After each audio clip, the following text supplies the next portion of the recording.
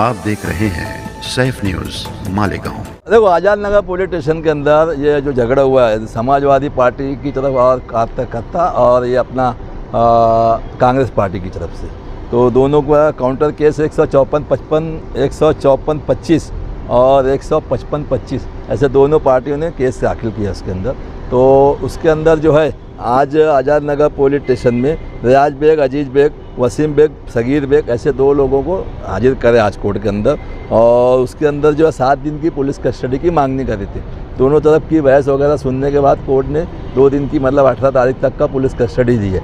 उसके अंदर जो है कोर्ट पुलिस वालों का बोलना ऐसा था कि उसके अंदर जो फरार आरोपी है एजाज बेग, नाम बता देता मैं, एजाज बेग, अजीज़ बेग, अल्ताफ़ बेग, फ़हीम बेग, गफ्फार बिस्ती और उसके अलावा 4 से 5 लोग जो थे ये लोग के ऊपर गुना दाखिल हुए। इसमें से ये 2 लोग को अरेस्ट किया गया। अरेस्ट करने की वजह ये है कि ये लोग कोई मार लगी थी और ये लोग दवाखाने में एडमिट थे। दवाखाने में 12 दिन एडमिट होने के बाद थे, तबीयत थोड़ा सुधर गई तो वो डॉक्टर से परमिशन लेके डिस्चार्ज करके उन लोग को अरेस्ट करके कोर्ट में लेके आए थे। कोर्ट जब रिमांड रिपोर्ट कोर्ट में जब हाजिर किए रिमांड रिपोर्ट के साथ में, तो उसके अंदर जो है रिकवरी आयरन पाइप है और डंडा वगैरह है,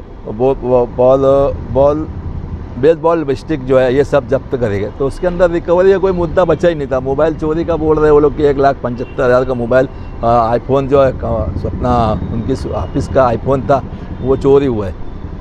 तो कोर्ट को मैंने ये बोला कि जब ये लोग पुलिस कस्टडी में, पुलिस के ऑब्जर्वेशन में 12 दिन से है, गुना होने के बाद से जब से इनकी कस्टडी में है, तो इस कस्टडी में तो मतलब फिजिकली इनोसेंस पूरा हो गया है।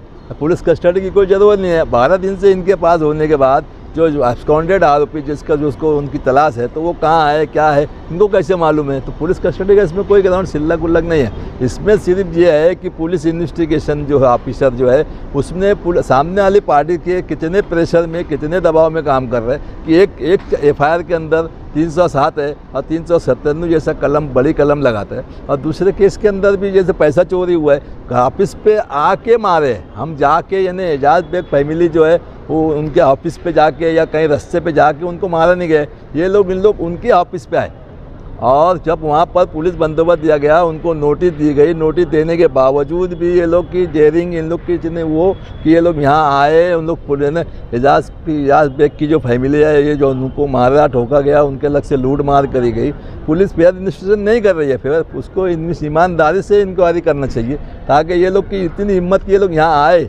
इस तक अगर ये उनको पुलिस जो है फेयर ईमानदारी से इन्वेस्टिगेशन करेंगी तो ऐसा कोई भी गुनाह नहीं हुआ है। अगर कोई आएगा, कोई मारेगा तो आदमी कोई इस पीछे जो मामलात हुए यूट्यूब के जरिए, बाइट के जरिए जो भी हुए सब ये लफ्ज़ों की जंग चालू थी। इसमें यहाँ तक आने का, ये कानून हाथ में लेने का इनको कौन इख्तियार दिया है? कानून हाथ में लेने का सवाल ही नहीं आता। ये लोग अब जो टाइमिंग वो लोग ने बताए कि असर यानी वो 5 बजे के टाइम में वो लोग उनके ऑफिस पे जमा होते और उनका अचानक इरादा होता कि चलो अपन अमन चौक में चाय पीने चलेंगे। तो उनका समाजवादी पार्टी की जो ऑफिस है वो जूना आगरा रोड के ऊपर ऑफिस है। ऑफिस से हार्डली 50 फीट के फासले के ऊपर होटल है, पान टपरी है, सब कुछ है। 3 किलोमीटर आने का क्या वजह? अब अमन चौक में कोई पान होटल होकर पान दुकान है, होटल वगैरह नहीं है। लजीज होटल जो है वहाँ से 50 फीट 60 फीट दूर पे है। उसके बाद रिजवान होटल है 100 फीट 200 फीट दूर पे है। और एजाज बेग का जो ऑफिस है वो एजाज बेग की ऑफिस जो है वहाँ अमन चौक से कम 200 फीट के दूर ही ऊपर है।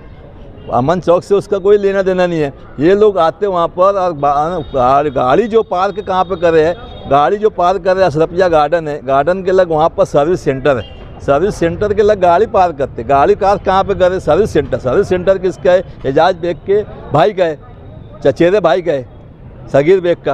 अब वहाँ पर इंटेंशन वहाँ से उनका चालू है कि ये लोग शुरू से जब वहाँ से निकले तो पूरा झगड़ा फसाद के इरादे से ही वहाँ पर आए। अब वहाँ पर गाड़ी पार्क करे, गाड़ी पार्क करने के बाद वहाँ पैदल आने के बाद वो उस टाइम में 5 बजे वहाँ जमा हुए। 5 अभी के पीरियड के अंदर कोई भी नमाज का टाइम नहीं है। असर के टाइम, असर से मगरिब के बीच में कोई भी नमाज का टाइम नहीं है। मगरिब का जो टाइम है वो असर का जो टाइम है 4:45 से 5 और मगरिब का जो टाइम है वो मगरिब का टाइम 6 से 6:25 के टाइम है। ये टाइम में बीच में कोई नमाज ही नहीं है। अगर उस एक को संडास पेशाब की हाजत हुई है, उसको नेचुरल कॉल है, तो पूरी टीम को वहाँ आने की क्या ज़रूरत थी? अगर पूरी टीम नहीं आती, जिसको नेचुरल कॉल था वो अकेला जाता करके आता। बाकी ये इनका मकसद ही यही था कि यहाँ आना, झगड़ा करना, बेइज्जती करना, और ये दूसरी पॉलिटिकली राइवली दुश्मनी तो चलती रहती, कभी ये साथ में थे, कभी आज खिलाफ में। बाकी ये दूसरी बाकी इनका इंटेंशन यही था कि इसको बेइज्जत करा जाए, इसको जेल भेजा जाए। ऐसा आर्गूमेंट कोर्ट में किया गया, बोला गया कोर्ट में, दोनों मुद्दा, ये सब मुद्दा रखा मैंने। कोर्ट ने सुनने के बाद 18 तारीख तक का पुलिस कस्टडी दी है। नगर पुलिस स्टेशन के अंदर इसका जो काउंटर सीआर दाखिल हुआ था, उसके अंदर 2 आरोपी पकड़े गए थे। 2 आरोपी पकड़े गए थे, पुलिस कस्टडी के बाद एमसीआर हुआ। एमसीआर के बाद सामने वाले खान साहब ने उसमें खान साहब और तौसीफ वकील, ये लोग जो है उन्होंने बेल एप्लीकेशन मूव करा। उसके अंदर सरकारी वकील का, पुलिस वालों का जवाब आने के बाद मैंने भी मेरा अपना रिटर्न जवाब वहाँ पे दाखिल करा। उसके अंदर भी बहस हुई है। बहस में उनका ये बोलना था कि इसके अंदर जो है उन्होंने भी आए वहाँ मारे ठोक करे, तो वहाँ पर समथिंग अमाउंट जो है वो राजू बेग जो है, रियाज बेग, उसके खीसे से वो लोग ने बलजबरी चोरी करे, उसका है तो डकैती की केस बनती है। तो उसके ऊपर भी 397 और 395 अप्लीकेबल होता। बाकी इन्वेस्टिगेशन ऑफिसर जो है दबाव के हिसाब से वहाँ पर उसने 395 397 लगाए नहीं। तो दोनों तरफ की अच्छी खासी बहस होने के बाद ऑर्डर जो है रिजर्व रखा गया है। इंशाल्लाह ऑर्डर, कोर्ट को टाइम मिलेगा तो कल ऑर्डर करेंगे। आज हम लोग खड़े हाजी मुंशी अब्दुल लतीफ बाग स्कूल, अब्बास नगर स्कूल में। ये यहाँ पर तकरीबन 4 स्कूलें एक इमारत के अंदर चलती है, जिसमें तकरीबन 6 से 700 बच्चियाँ ज़ेर तालीम हासिल कर रही है। इस स्कूल के 4 दीवारी वाल कंपाउंड को कुछ सियासी लोगों की पुश्त पनाही में दीवार को तोड़कर अंदर गैर कानूनी तरीके से अतिक्रमण कर लिया गया है और पतरे का एक बड़ा शेड मार दिया गया है।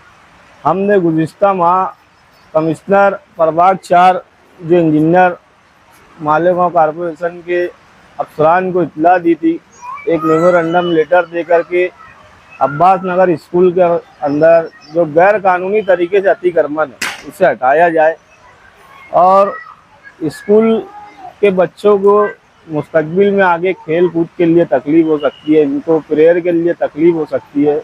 इस बात को ध्यान देते हुए अतिक्रमण निकाला जाए।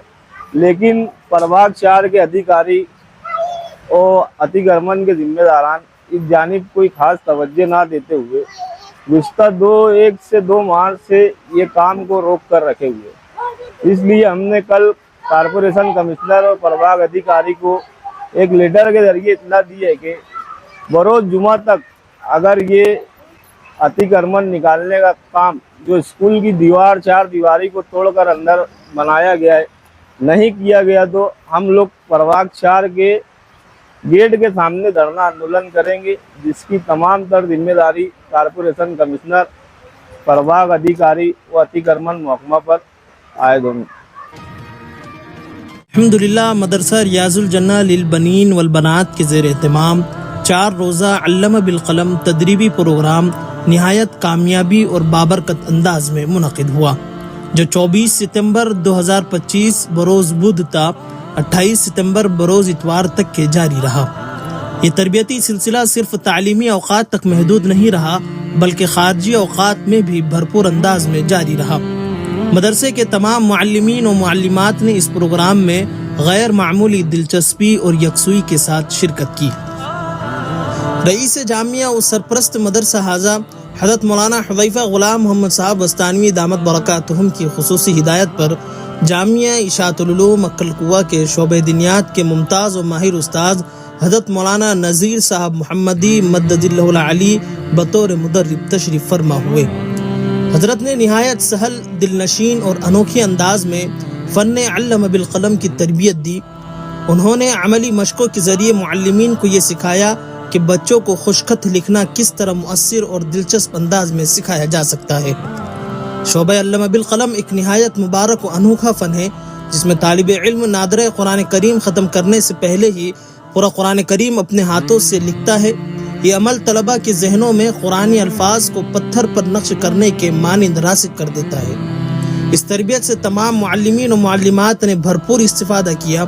नाज़िम मदरसा हाफिज़ जमील अहमद साहब इशाती ने प्रोग्राम के मकासद पर रोशनी डालते हुए फरमाया कि इस तदरीब का मकसद मुअल्लिमीन और मुअल्लिमात को इस फ़न में माहिर बनाना है ताकि वो तलबा के अंदर खुशखती, तवज्जो और मोहब्बत कुरान पैदा कर सके।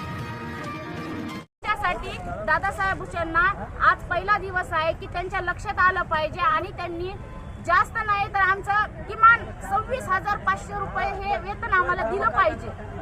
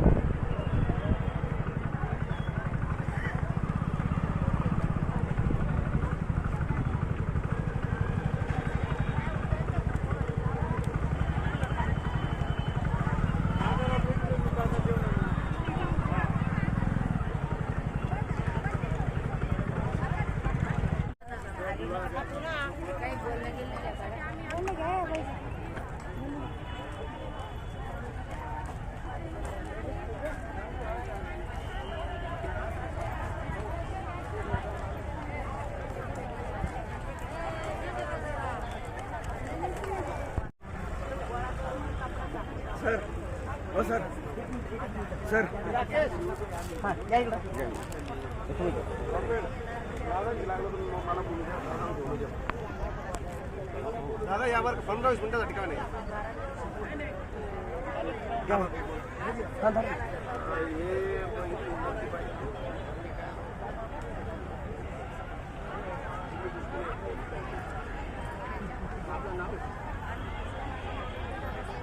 नहीं